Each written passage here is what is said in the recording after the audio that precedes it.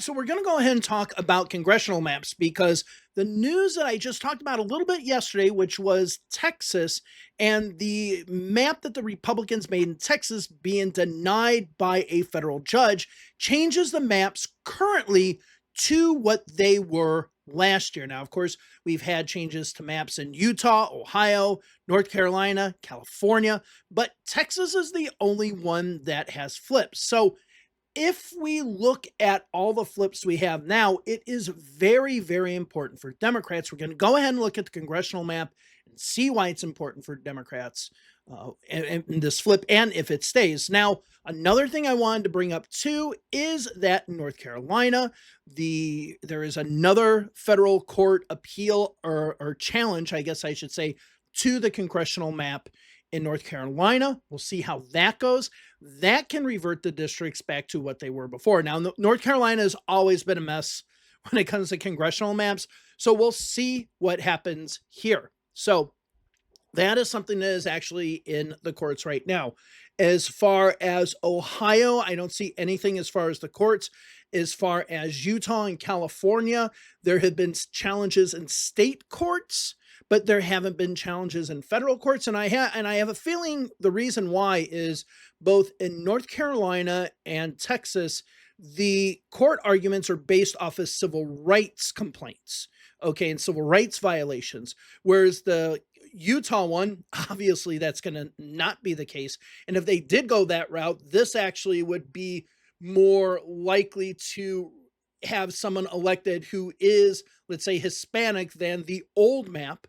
Okay, that's first of all. But the second thing is in California, we don't have that either, right? So all the challenges at the state level are kind of being killed off, even in Utah, but all of the challenges at the federal level seem to be holding up. So let's look at the U.S. House map last time. So this is what it was last time. And you can see the Democrats were only 3 seats away from control of Congress. And let's be honest, 2024 was not a good year for Democrats all across the board. And yet the Democrats almost came within they were within striking distance. They just couldn't get the extra 3. And there were a lot of seats that were 49-51. Okay, and if we're looking at the congressional polling now, which I just did a video on the Marist poll, you're going to see that the Democrats are really in control. Now, let's go ahead and reimagine this map. So this is the 2024 map. But let's go ahead and say the Texas one now reverts, stays the same. We have a new California map, a new Ohio map, a new North Carolina map, and a new Utah map. But all the elections stay the same. We do not change any of the elections. The only elections that we change are within those states. So Ohio, North Carolina becomes more Republican. California and Utah become more Democratic. This is important. So if we look at that right now, we can see if the exact same election was replicated, the Democrats would have just won the majority with last year's election results. So this shows how that Texas map really flips the things into the Republicans' favor.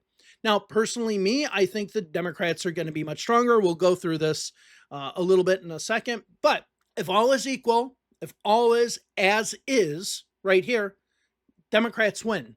It's highly unlikely that the Supreme Court will say that this is applicable to Utah, North Carolina, Ohio, and California. Okay, maybe North Carolina, but I have a feeling that they're going to do these on an individual basis because the argument isn't about changing it in the middle of the term. The argument is changing it because of civil rights violations. That's why I don't think the Ohio, California, or Utah one will be touched. And the North Carolina one's already going through the process of the same arguments. So they're not going to use the Texas one as kind of like precedent for North Carolina. They're going to be 2 separate cases. So this is why it is really important right now. And honestly, the Republicans don't have many areas where they can pick up, whereas the Democrats, personally, I think really, really do. Let's just go ahead and fill in some areas where Democrats should win in the next election. So this one up by Fort Collins. Now, I'm not going to, I guess I can change the colors like this. This one up in Fort Collins should have been one that the Democrats won before. They did not. As you can see, it was 49.0 to 48.2. Democrats should be picking this one up there. We have the Nebraska second. So let's look at that one. It was a little bit big. Well, no, it was closer than I thought.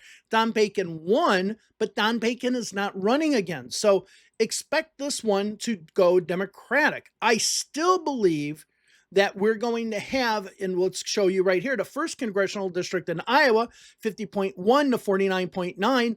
I do believe that this is going to go Democratic. I'm not going to say the second is going to go Democratic yet. As you can see, it was 52 to 48, but let's go ahead and keep these as is, okay?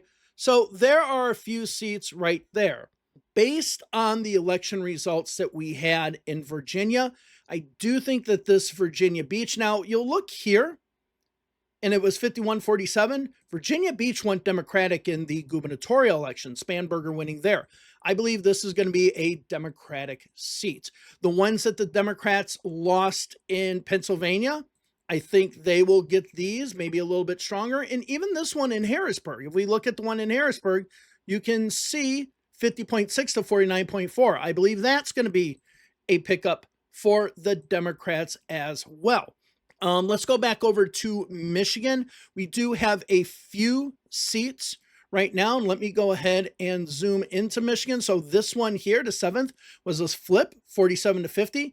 Then this one, the 10th, you see 51-45. So I believe that the Democrats could pick up one of these, but I'm not going to say that right now. But when we look at New Jersey, we do have a seat that I think could flip, which is right here. You could see it was 52-46, and this is Thomas Kean Jr.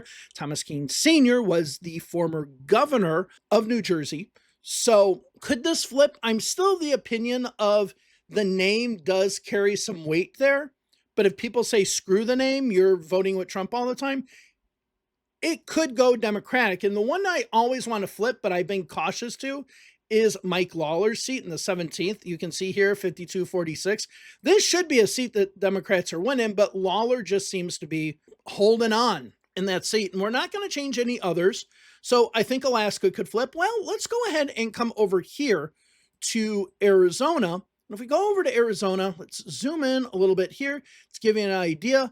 There's talking about Schweiker running for governor. I don't know if he is, but 52-48, that should be one that the Democrats win.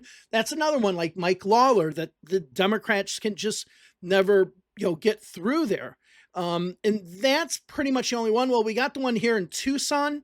Okay, this is kind of the old Gabby Gifford seat, but Tucson is kind of split.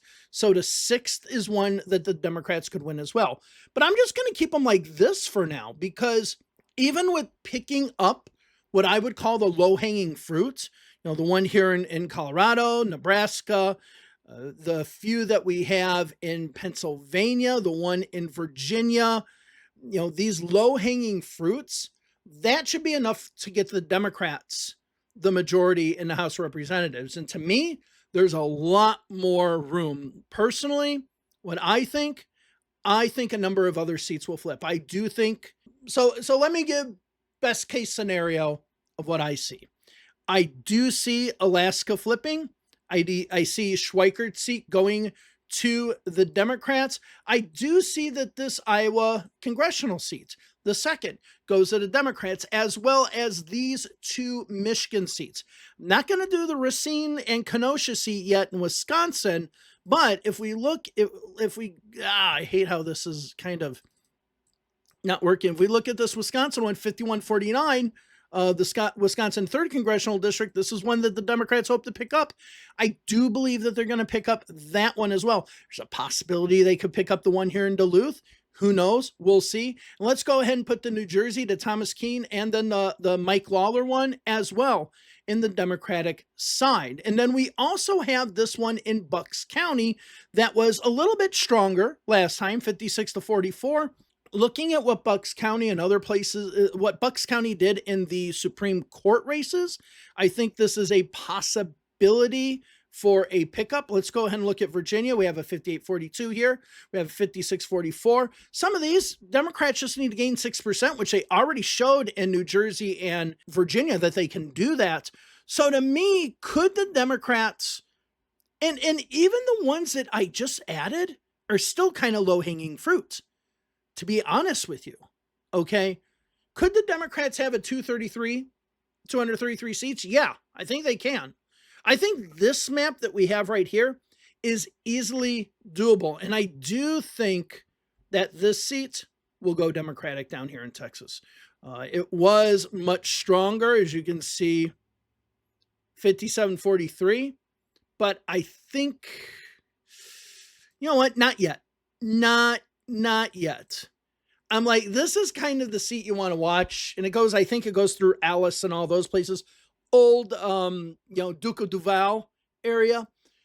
If you know my history channel, I did a whole video about the 1948 Senate election with Lyndon Johnson, Box 13, Alice, Texas, and the stealing of the election, to be honest. That's the district that I would be watching to see how strong the rest of the tide out west goes. But Democrats getting 233 seats? Yeah, that's possible.